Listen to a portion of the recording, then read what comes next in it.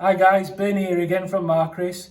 Today we're going to be talking about the PG500, the dry diamond tile drill.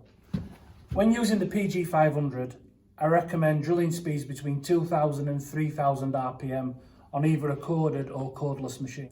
The PG500 tile drill can either be used on ceramic and right up to the hardest porcelain grade 5. Bernie's top tips when drilling with the PG500. The first one is, before you start drilling, dip it into the water. The second tip, while drilling, oscillate the tile drill. As you'll see, this will remove all the debris from the hole while drilling.